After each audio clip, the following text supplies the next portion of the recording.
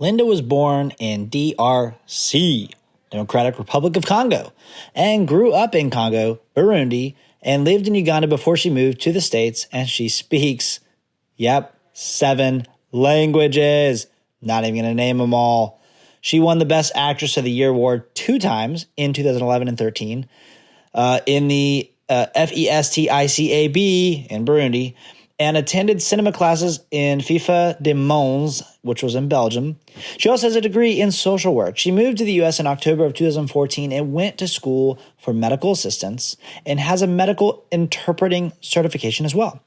She has worked with KRM, Kentucky Refugee Ministries, as one of their interpreters since March of 2015 and has been a certified medical assistant since May of 2017, working in the nephrology department. She also does modeling and acting, is a blogger, and hosts a radio show called Proudly African at RadioLex. She is a volunteer with the Refugee Congress as a Kentucky delegate. As you can tell, Lynda does a lot, and she is fun. She's funny, and we had a great conversation. Please enjoy. Please learn something from this wonderful woman. Enjoy. Get mad. Stay blessed. Welcome again, brothers and sisters, to another, episode or show of Get Mad, the Get Mad Crusade. As you've been following this month, it is based on the refugee crisis. And today with us, as you heard from the bio, we have Lynda, who apparently is just some rock star who does everything from healthcare professional to actress to artist to blogger to radio show host. So Lynda, who are you? What are you? What's going on? An actress? What have you acted in? Like anything TV or like just kind of commercials or what? Sure. I'm a little bit of everything, like you said. So talking about acting, I acted back in Africa and I've done a few things here in Lexington. I was a huge one in Africa. I'm still working on it here because when I was back in Africa, I got nominated for Best Actress twice in the International Film Festival. And it gave me a chance to go to Belgium doing some cinema classes in Festival de de MONS. That is like a festival, an international film festival in Mons in Belgium. So beside that, I do modeling, on call, when there's a gig, here and there. Yeah. And like you said, do a radio show. But you started with acting. The acting started when I was little. I think I got it from my grandma, my maternal grandmother. She was featured in the very first long movie in Burundi.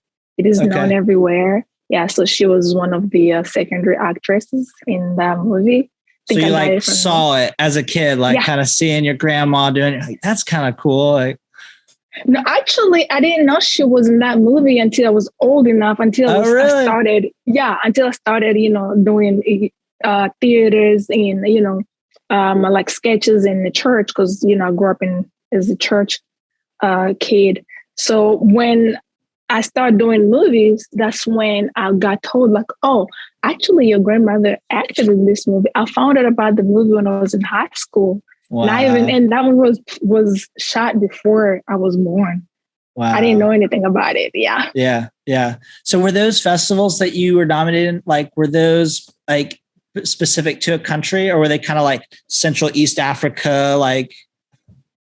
So the festival that I was nominated in was in Burundi, and it was just like a local, but there will be in national movies because the first time that I won the Best Actress of the Year, it was in 2011. And then the movie, it was a short movie that I acted in, was bought on spot with Canal France International. That's like the national French channel. So they bought it it was just great. So they bought it right away. And that is what opened the doors for me to go to Belgium and, take classes of acting. Yeah. Yeah. That's really awesome. Yeah. That's like my secret, I don't know what's the word. That's like my secret goal. Not many people know. I really want to be in some sort of feature length I don't know. We used to make films as kids, and they were okay. It was way before YouTube, right? So like we didn't have the chance to go viral or anything like that, and we couldn't learn how to edit really well because you didn't have like all these. You didn't really have, I don't know, the resources that you have nowadays, and so we just kind of did it for fun. But actually, one of my best friends who did these films with me growing up ended up moving out to LA for, I guess, about a better part of a decade. And now he's back in Atlanta because it was obviously a big film community there. So it's kind of in the blood. It's like I don't know. There's something there. Go for it. It's going to happen. When it's there, it's always there. It's going to happen. So how did you go from being nominated as one of the best actresses in Burundi to coming to the States, as much as you're comfortable, and what that kind of little story looks like? Sure. So it was, there was like a issue with my family being threatened. So we had to move and stayed in Uganda for a while. Then we ended up relocated here.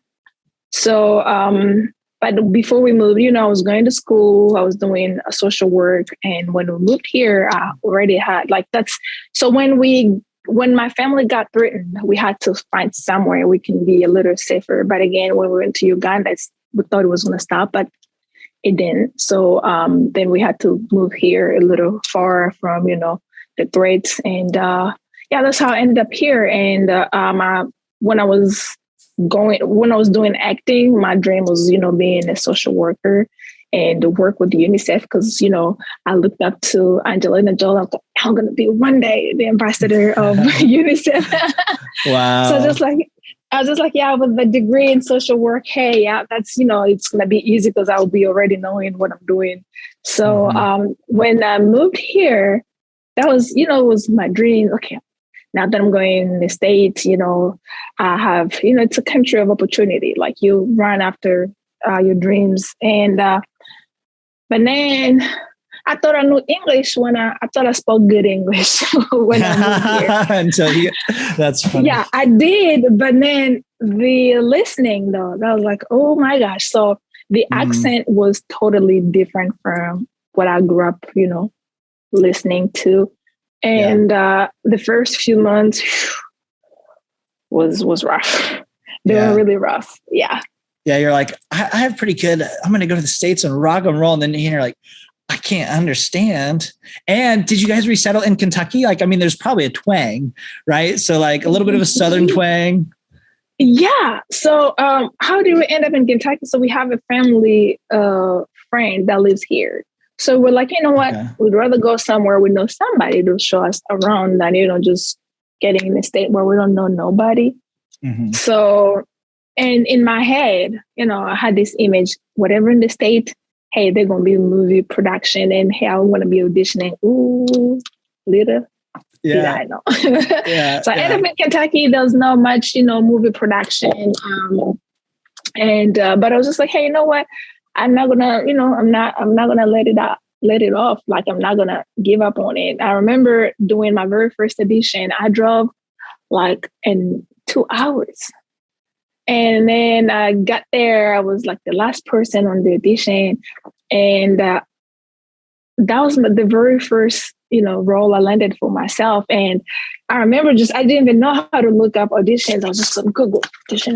Oh my gosh. And I didn't even know the distance, because I just first got here. So when I saw the address, I just put it on my GPS and I drove. I'm like, oh crap. A couple hours. I'm like, okay, it's okay. I got it. So I end up getting that role. And wow. I'm still a good friend with that producer man, because sometimes he sends me, auditions when they need people. And then a lot of stuff that I've done here in Kentucky, I've done it through him. Yeah. Yeah. So when you came here, did you already have a degree in social work? Oh, yeah. When I moved here, I had my degree in social work already. So I wanted, I thought I was going to be able to use it. But then turns out that Americans don't accept any degree from Africa. So they wanted me to start over. And I'm like, there's no way I'm starting over for 4 years. And on top of that, getting a loan or anything, I'm like, no, I'm not doing this. So I wanted to find something, that's going to be fast. and that's gonna keep me in the medical industry, so in the medical field. And I went from an MA, medical assistant school, and I didn't want to get any loan or anything. So luckily, by that time, that was like 2016, no, 2017 actually. And I already had enough money, to pay, out of pocket. So I went over and paid my classes, and I graduated in October 2017. So, and I've been in medical field since then. And my first job was working with people with kidney disease, nephrology department. And I'm still working with nephrology department, and I love it. Nice. Yeah. I think that's like an interesting cultural component. Like, people don't understand. I mean, immigration issues in America are obviously very complex. But there's a stark difference between asylum seekers and refugees and other people and people just crossing the border. But people don't realize like people like yourself come here, you have a degree, like you went to school, you were working in that field, and you get here and beknownst to you, you can't even use it. Like that's gotta be heart-wrenching, like to already be forcibly leaving and then going somewhere, even though it sounds like you had that kind of like attitude of optimism, like I'm going to go to this. I'm going to maybe be, doing some more acting gigs and stuff like that. But yet to get here and then realize you can't use a degree, like that had to be shattering. Yeah. Cause, it's depressing, I must admit. So when I got here, I spoke English. When I got here, I spoke really like I was good at, I spoke English because when the university that I attended was an American university. So some classes before you get admitted to that university, you had to be speaking English because they had teachers from the US, teachers from all the, the African countries that speak English. So when I got here, but then, like I was saying before, the accent was different. I was having a hard time to understand what any American was telling me. And it was so frustrating. And I remember I cried for months. Like it was like 2 or 3 months in a row. I cried on a daily basis. I would come home crying. I remember telling myself, oh my gosh, I wish this country spoke French. So, and when I realized my degree is not going to be accepted, that was, another crush on me. And I was just like, you know what? I still have a brain. I have my head on top of my shoulder. Hey, I'm smart. Girl, you can do this. So I was just like, hey, I will have to get me in school with no loans, because the last thing I wanted to do was having loans or anything. So I worked like 4 jobs, and I was saving a lot. Yeah, I was saving a lot so that I can pay out of my pocket. It really crushed me when they said my degree cannot, because I was hoping, finally to get, while I'm waiting for me to, to get like a good role in the movie, I can work on my social work stuff. And then here they're telling me, nah, honey, we're sorry. So, and I've seen a lot of people giving up, but I was just like, no, I'm not a quitter. I'm a fighter. Yeah. So I went to school, and I must admit, I can't tell you how many times, situations that I was facing showed me that I should give up. Like, girl, stop, man. You're not going to be the first person that is just working without going to school. But I was just like, no, this is not me. Because when I started going to school, I didn't have a car. I had to ride a bus. So from my place to school was 2 buses. So I had always to wake up at 5 actually, get ready so that I can catch a 6 a.m. bus. Because if I miss that one, I'll have to catch the bus at 7 a.m. and then have to get me downtown. And then downtown, I'll have to grab another bus to go to school, and then I'll have to wait another hour. So that would make me late to school.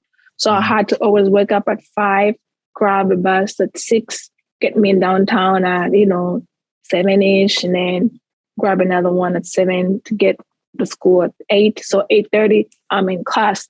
So sometimes, schedule will change. So I'll have to grab the bus at 5 a.m. and I'll get to school early in the morning.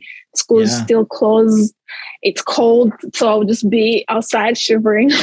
So those situations, would really hit me hard to the point where I felt like giving up. Yeah. But again, I was just like, every time that I looked at my grades, I'm like, no, girl, it's too good to let go. So I kept going. Yeah.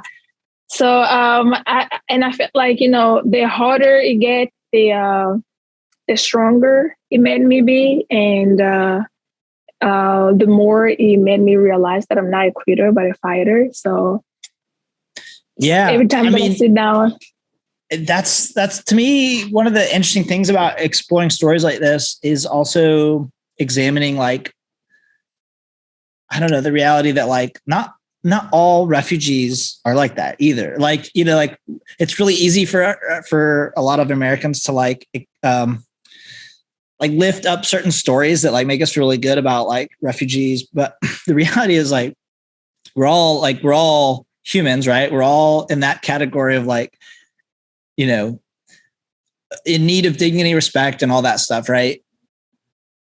But like, there is definitely a difference, I think, with people who just are something in their clockwork is like designed to be drivers and fighters. And I think we need to be like more honest sometimes with those stories. Like it's, there are a lot of amazing refugee stories, but it's also like, similar to stories of people that came out of poverty that were here in the States the whole time, maybe their experiences weren't as bad as a war-torn country necessarily or something like that. But like, there's still that level of like, man, what is it in the human brain that like causes some people to just be so resilient and push and push and push and become stronger and then really make something? I don't know. I'm really fascinated in that level, like kind of the brain level.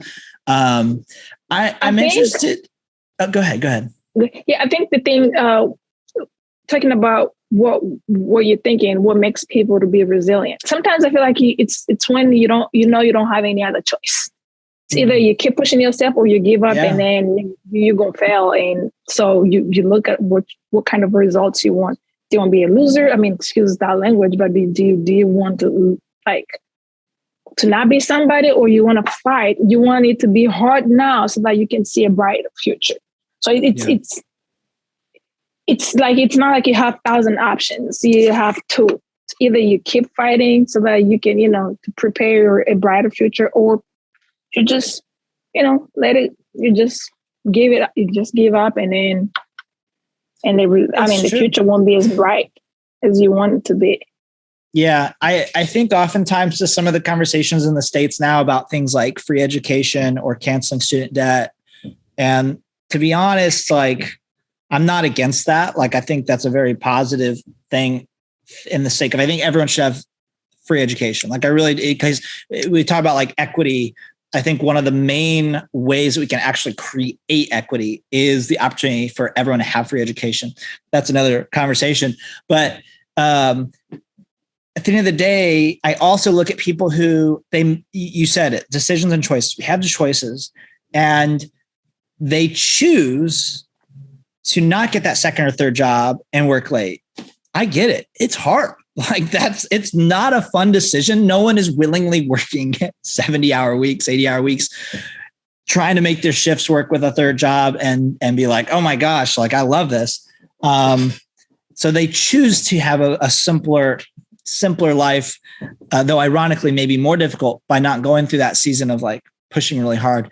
And I mean, again, we have those choices. I really do think America does present, even still today, ironically, with some of the autocracy we have in corporations. But I think we still have that ability, as hard as it is to go get 3-4 jobs, work our butts off to really progress in whatever field or passion we want to pursue. But I'm curious if I really want sometimes people to like experience historical knowledge or understanding, because like as Americans we tend to have really poor like understanding of geography, and so I'm just curious, like maybe in a few minutes, like what was kind of the conflict in Burundi from a general sense? Like what, like people know, I think a good bit about like Rwanda, if they've done any reading or maybe saw a movie, but like what was the conflict that was causing displacement in Burundi that maybe people are just not aware of? And for those listening, like Burundi's not far from Rwanda. It's a little tiny country in East Africa. So it's pretty much the same issue as Rwanda has faced. Okay. Like Burundians and Rwandans are pretty much the same. The language, sounds alike. A Burundian can understand pretty much what a Rwandan is saying. So the same ethnicity groups that are in Rwanda are the same ones that are in Burundi. The same issue that Rwanda had is the same issue that Burundians have. Like pretty much and that's the same issue that is still there. So it's all about, what kind of ethnicity you are. I don't like you because you're not like the same ethnic as me. So it's pretty much the same thing. Yeah. Yeah.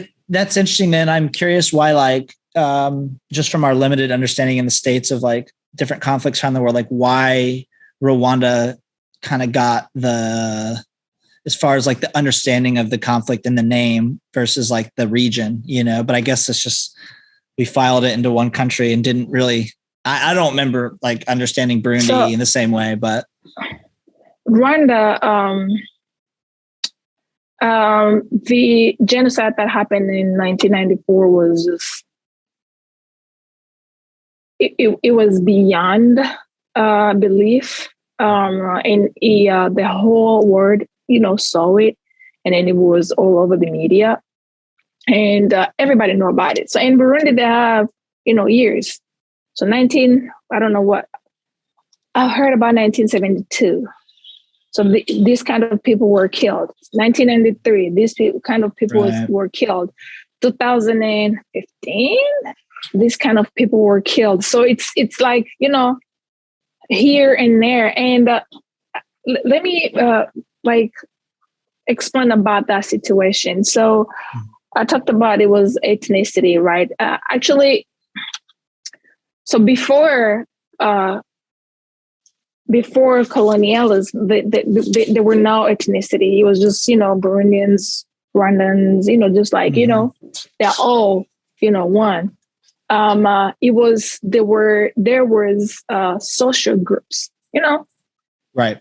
The wealthy ones, the middle class, and the poor ones. So you could go from wealthy to poor if you lose all your cows, and you could go from poor to wealthy if you get a lot of cows.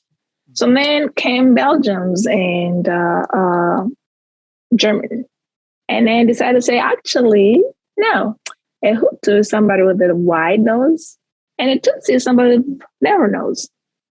And they create that thing in there, and these people believed it and started killing each other, but knowing deep that that's not the truth. And they still, up to this day, they still believe in that, knowing good and well that's not the truth. So that's what created all kind of killings and genocide and war, and these people killing these ones. These people can be friends with these ones. These people cannot marry these ones. You name it. So just so I understand, and I mean, this is blowing my mind, and because my history understanding of East Africa is very, very limited, but like essentially what I hear is you had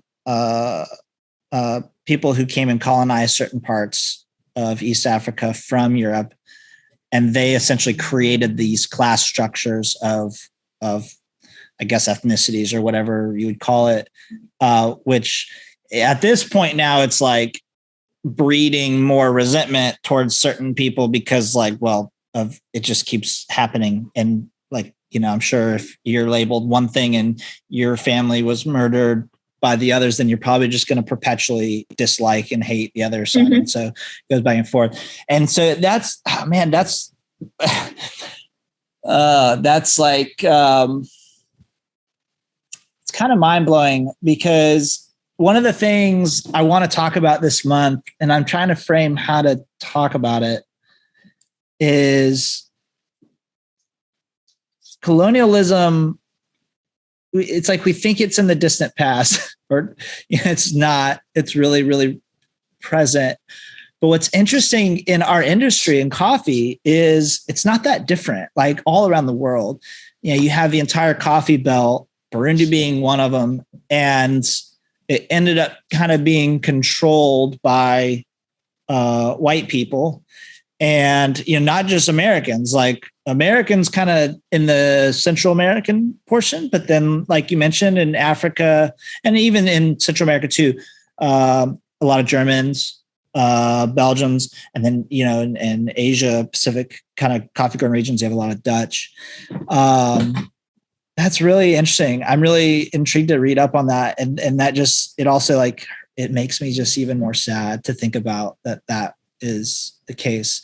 But it also even just the fact that like the conflict it still exists, and I get your point. So in the 90s, you had like kind of the big clash, the big numbers that, made it a genocide and all that, but like, it's still happening. So like, there's this constant conflict. And so it seems like there was a big Burundi kind of coming to the US in the mid to 2013 to 16 ish range. Right. Even in Chattanooga, we had quite a few Burundis, I believe, get resettled here. So, well, thank you for sharing that. What happened. I want to learn more. You're welcome. So this is what happens. So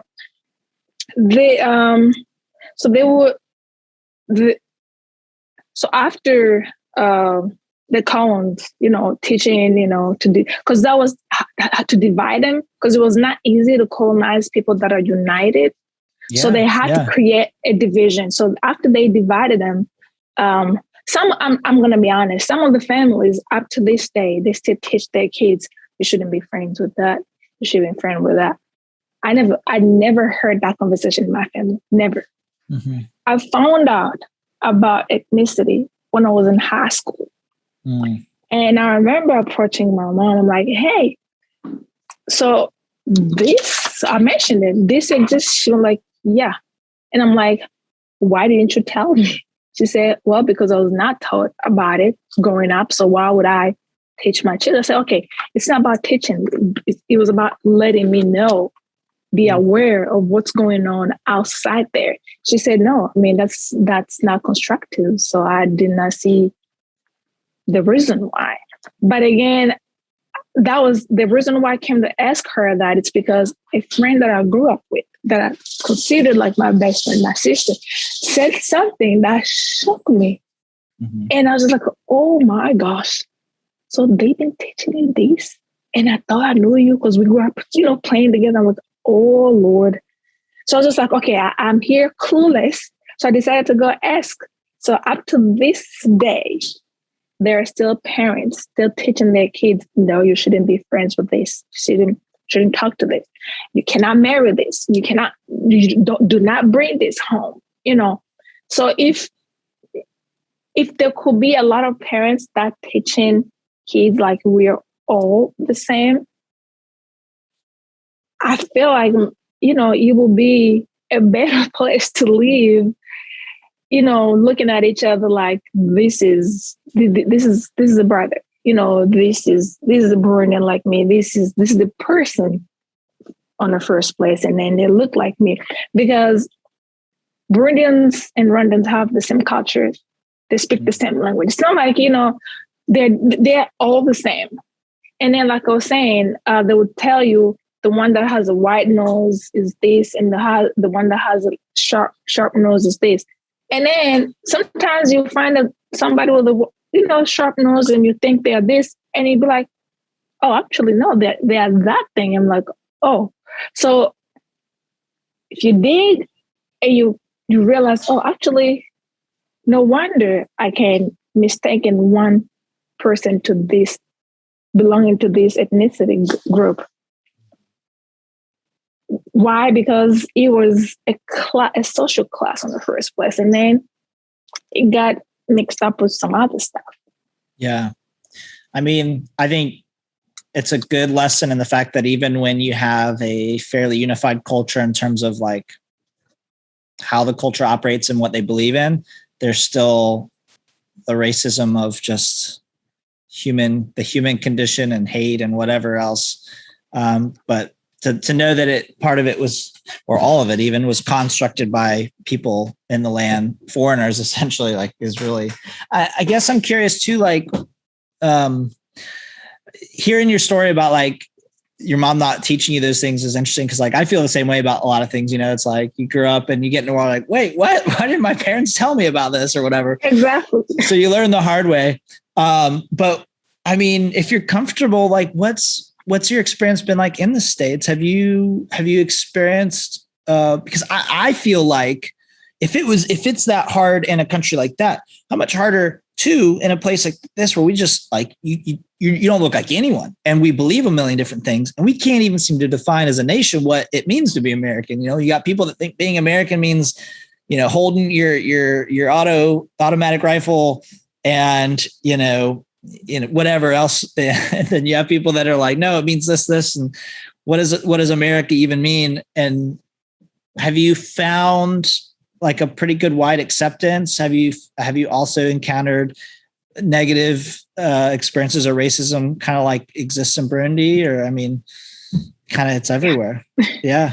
So when I got here, so the first impression when I landed in Newark is, the smiling. I'm like, okay. Because in Africa, you just don't smile at somebody you don't know. You're like, okay, what's going on? Oh, so they were smiling at me. Oh, okay. So you keep on looking left, right, trying to see if they were smiling at you. Like, okay, what's going on here? What's up? So that, that experience, like that was the first impression. I was like, oh my gosh, so people here are all nice. Now, when I got to stay here, like I got questions, like literally the very first month, like, is Lynda your real name? Or you kind of Americanized yourself when you moved here? At first, I thought, I didn't know the culture here. I thought it was just wanting to know. But then I realized, oh, crap. So you think I had my African name to the point where I moved here and I had to change my name to Americanize myself? So I was just like, no, Lynda is my real name. Yeah, but what is your African name? Okay. My last name is Kana. Yeah, but what is your African name? I'm like, what do you mean what is my African name? Or I will get like, so how did you learn English? Did you speak English before you moved here? Yes. Or also, did you have electricity when you were back home? Or did you have phones? Or did you have houses? One literally asked me, if I lived with wild animals. And I was just like, it's like good intended. It's like they like, maybe they were genuinely wanting to know, but like, I don't know, maybe the only like last movie they saw with Africans was like The Gods Must Be Crazy in the 80s and just think you live amongst lions or something. I've been here longer enough now to know who is really asking for, because they're ignorant, because they want to know, because they don't know. Mm-hmm. And the other ones that will ask you just to be like, okay, so what kind of trash can I use from? Because I will give you an example. I was in New Orleans with the girls, last weekend, the weekend of Memorial Day. So we met this couple. So we were with the girls. Hey guys, how are you? So we're taking pictures. So this lady offered to take us a picture. So she did. We said, thank you. So we sat on the bench. So the husband went like, no, the lady went like, where y'all from? So I always like to say I'm from Africa because I'm really proud. And we said, yeah, we're from Africa, but, we live here. So one was from West Africa and the other three of us were from East Africa. So then the man went like, you don't have an accent. How long have y'all been here for you to lose the accent? So, and he went like, did y'all speak English before you moved here, or you had to hang out with the Americans for you to, to get Americanized? So I looked at him and I laughed, and I said, well, sir, we do speak more than one language back there. And not all Africans have accent, and everybody that has an accent in English because they are so good into some other languages. Mm-hmm. So then he went like then my friend asked where I'm from, because after they asked her where we're from, so me coming from Kentucky, and the two of us coming from Kentucky, the other two from Maine, another one from Boston. So the other lady asked where y'all from. So this gentleman went over and said, "Oh, we're from Tampa. Do y'all know what it is?" No, I don't know where Tampa. So my other friend, Gary Taylor, said, "Yes, sir, we've been there and we didn't like it." Which was true. We've been there and we did not like it. And I said, "Okay, you know what, girls? Let's just go." I said, "Okay, sir. I mean, I'm sorry. We got to go." And then my friend was just like, "No." He was really being disrespectful. I said, "You know what? Just, girl, we're here for vacation. You could tell he was trying to provoke us, and then just don't give him what he was looking for." So we left. And then in the meantime, I've had one person pull my hair just to check if it was real, and I'm like, you don't do that, right? And I've had a cashier at Kroger. Every time that I used to go there, he would ring a bell. Like, how the little alarm that rings when you didn't check out something. So every time that I used to go there, it would ring. I'm like, okay, so I would just go back. They'll be like, no, it's okay, you go. So something like clicked in my head, like, okay, hold on a second. Every time that I'm going here, this thing is happening. I said, okay, you know what? Now I'm going to watch. So I saw him watching me, and mind you, he was following me in every, but by distance. And then when I got to check out, I checked out. I'd like to do self-checkout. So I checked out because I don't like to stand on the line. So I left. So he rang the alarm again. So I came back. They said, "Oh, no, you're good." So I didn't say anything, but I had to go back just to make sure of what I saw. I went back there in the afternoon. He did the same thing, and I confronted him and said, "Sir, this is racist. Like, every time when it's me that I'm about to cross the door, you always set the alarm off." Did he deny it? It was like, I don't know what I said, "Sir, you know what I'm talking about, because you've seen me here several times, and I was here this morning, and you've done it several times. So the next time you're going to do this, you will have a problem, because I will report this to the police station." And I just didn't feel comfortable to go back there. I never went back to that Kroger. I mean, it was a Kroger. I never went back there. And another thing that I encountered was, some of the Americans, as soon as they hear an accent, they assume you're uneducated. Really? So, wow. oh yes. As soon as they hear an accent, they don't want to talk to you. They assume like you didn't go to school, like you name it. Yeah. And another thing that I had, was a job that I worked at. So I didn't know how I got the job. I thought it was me working hard, did my interview, nailed it. But apparently, one of the people in HR was African and was just like, "Hey, she's good. She has the experience. She has this, the education. Yes, she needs to be hired." So then they hired me, but they wanted to give it to somebody else that did not have the same education as me and did have the experience. How did I find out? So we were on a break room eating. So there was this man that came and went like, "Hey, Lynda, I have a friend of mine. She's from Cameroon. She really wants to get a job into your department. How did you do? Because she's having a hard time." Before I even answered, the manager forgot that I was there and said, "Oh, she won't?" And then the man said, "Why?" And then she was like, "Because of the name." Then the man said, "What do you mean because of the name? I mean, how did Lynda got it?" She said, "Oh, Lynda got it because of so and so, and because he's from Africa." And I was like, "Hold up a second. So y'all check names still?" I was so mind blown, and then everything clicked in my head because they were being all kind of things but nice to me. like the work environment was so toxic. They would do stuff and put it on me. So I literally had to document every move that I make to cover my back, because anything that would have happened, they'll put it on me.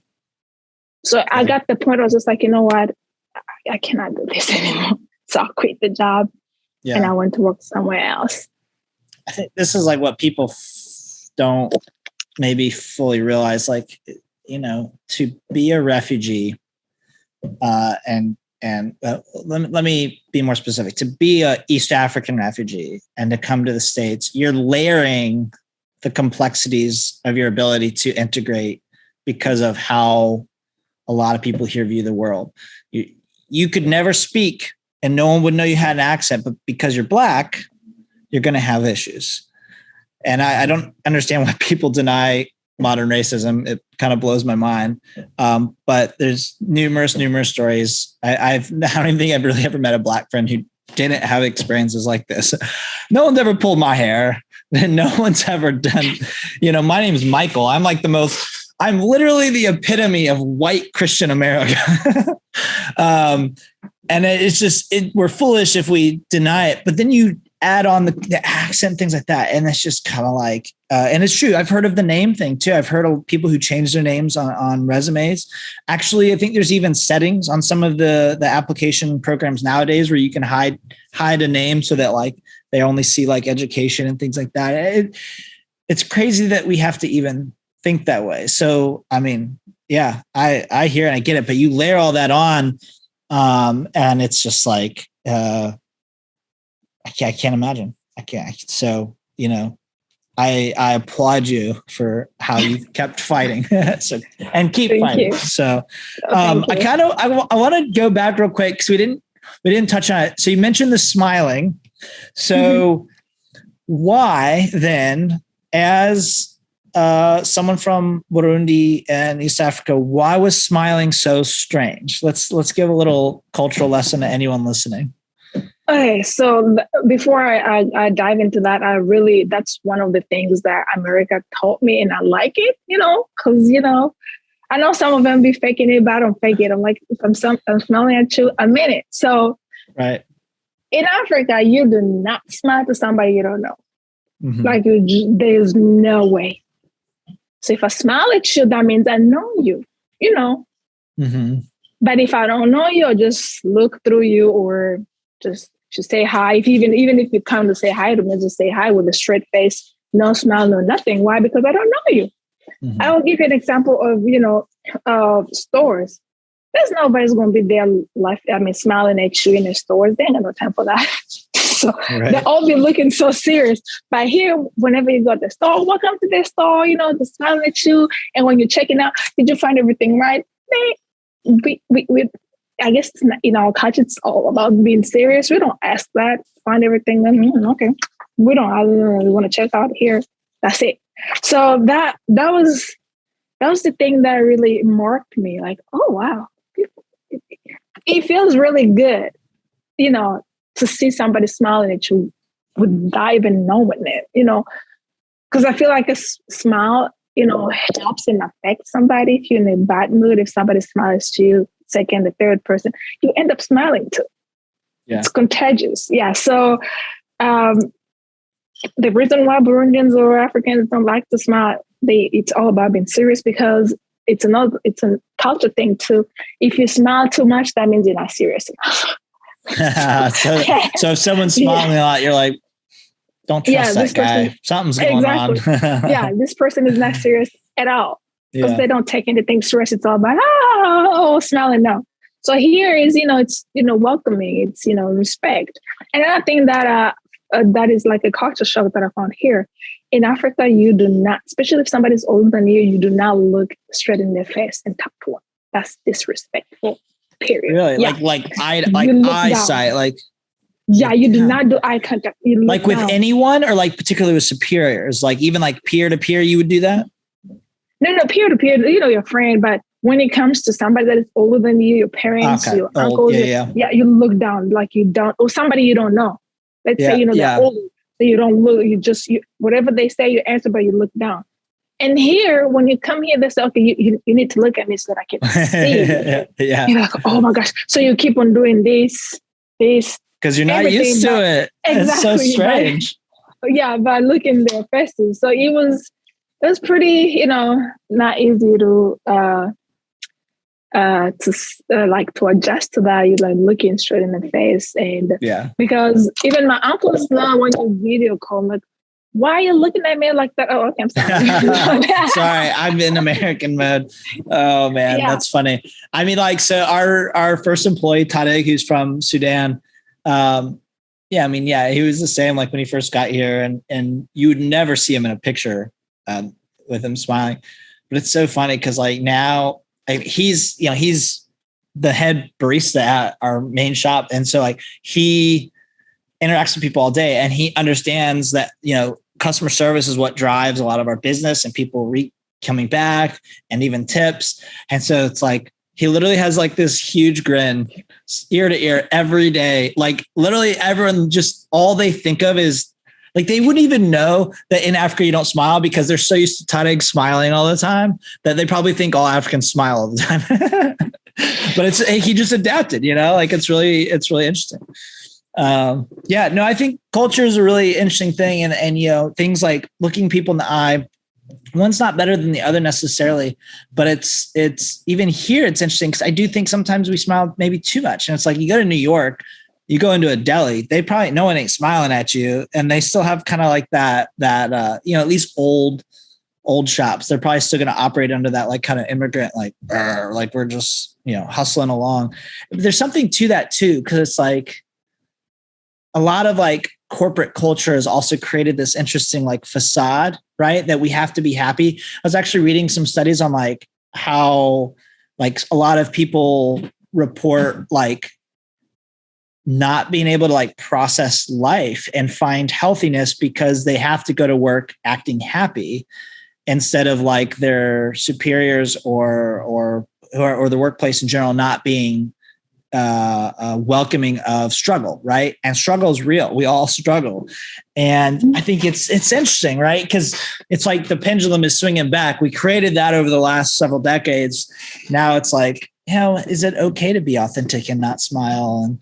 And it's interesting to just watch all that evolve. So, well, gosh, Lynda, I want to keep going. All right, let me ask you this. And then we'll kind of bring it to a close for the sake of listeners. But like, what other than smiling an eye, what's like maybe one or two other big cultural differences that you've encountered that were either a shock to you and or maybe we would just have no idea exists in East Africa? Two things.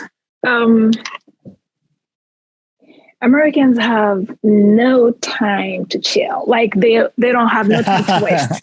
It's boom, boom, boom, boom, boom, boom, boom. Do this. Like you got to be moving. Yeah. I thought it was faster moving, but when I moved, they were like, oh, hold on a second. Yeah, I like got to go. Do it and keep moving. And another thing is they value the worth of money. Interesting. I didn't know. Yeah, I'll tell you how. So in Africa, you will easily get somebody to give you $1, like easily. Mm-hmm. Or you will go to a store to buy stuff, and let's say the total is like, $50, but you have $45. Oh, they will literally tell you, okay, it's okay, fine. But just, get the $45, you're good. And then I'm moving here. If you go to buy something in the store, and then the total is 100, and you have 99.99. No, you're putting everything back just for 1 cent. It used to blow my mind. I'm like, really? So for us, we'll be like, okay, if you don't have the 1 cent, even if the store won't let you go, okay, fine, I'll just add the 1 cent so that you can just go. Because what is 1 cent? For us, right. What is 1 cent? Yeah. Let's say we're going, out. Or if we're going out, we're not sharing the bill. Mm-hmm. I'm buying, If I tell you, let's go out, that means I'm buying. Mm-hmm. But here, if you say, let's go, that means it's 50-50. You get to pay your own bill. I get to pay my own bill. Yeah. yeah, it used to, it used to blow my mind. I'm like, I just didn't understand. But then I realized, it really taught me about money. And then I understood later on why every penny counts in this country, because you work hard for that penny. So back home, I'll tell you the schedule of working. So you wake up in the morning. If your work is an office job, so you wake up in the morning. You got to be there at 7:30 or 8:30, something like that. Noon, you gotta go back home. You eat, take a nap for 2 hours, get back at work at 2:30. Right?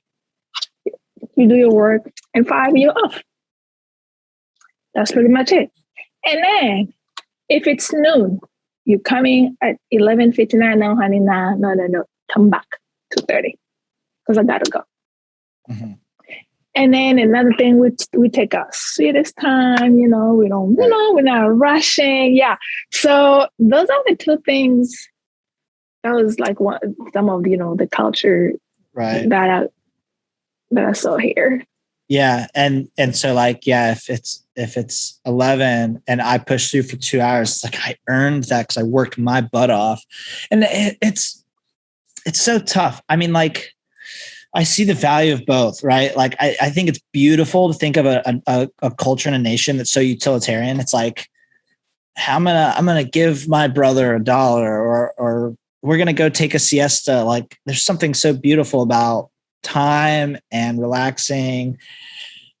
But then there is that thing of like, what does it mean for me to like strive to create wealth and have a better life for my family? Like, and I think that's where it gets confusing. So it's like, what is better life? And obviously each person can decide for themselves what that means.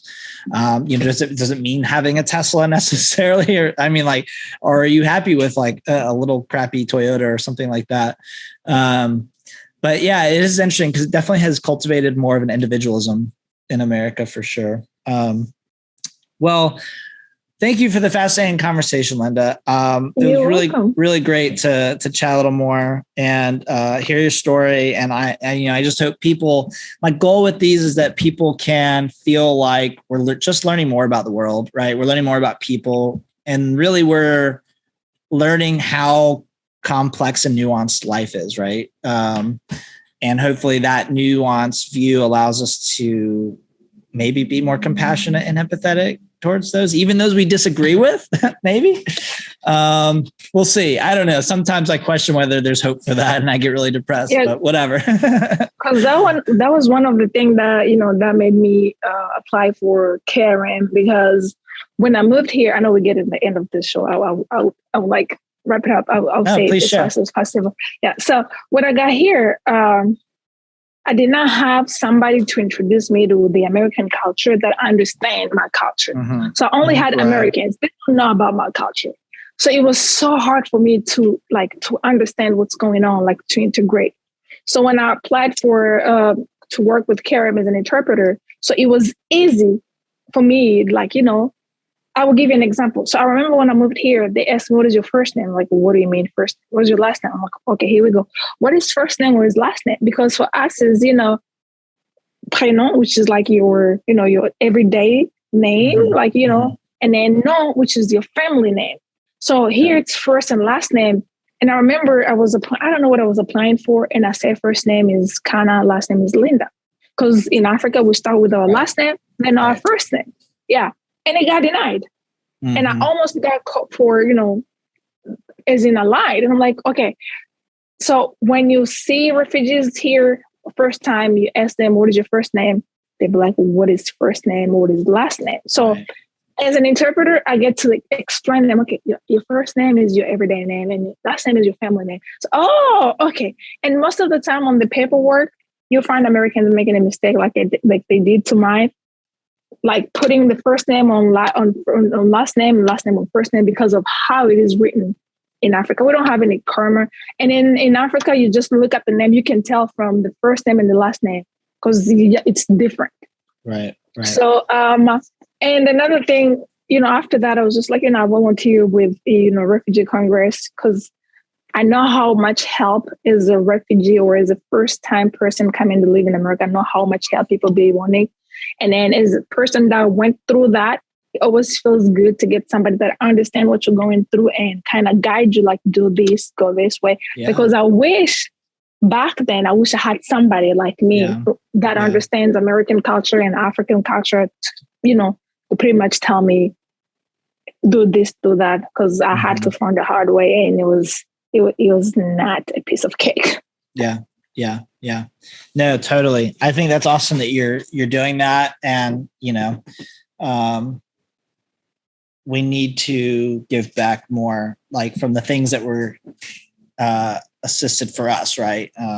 And so that's awesome. Well, folks, there you have it. There's Lynda. That's her real name. And she's from Burundi. Go look it up on a map. And be aware, like, shit's still going on over there, and it's hard. And be aware that integration and adjusting to life in another country is not easy, and no one asks for it. No one's, jumping for joy to go to a foreign country that you don't know. And start all over. It's not fun. All over. And as you heard, with a degree and everything. So hopefully y'all learned something. Thanks for listening. And in the meantime, get mad, stay blessed. Cheers. Get mad. Get mad, Priest Coffee.